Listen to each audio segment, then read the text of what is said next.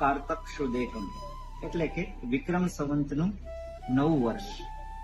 કહેવાય છે ને, સવાર સારી તો સમગ્ર દિવસ સારો.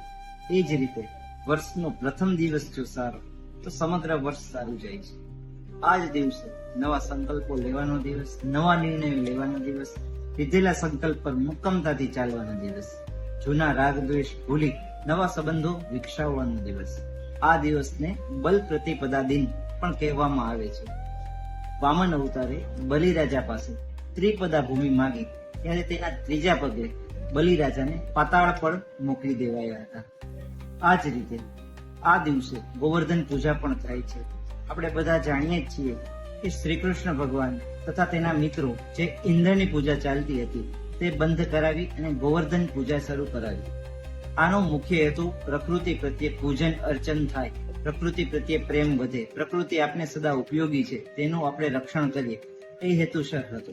આ દિવસે અન્નકૂટ ઉત્સવ પણ થાય છે.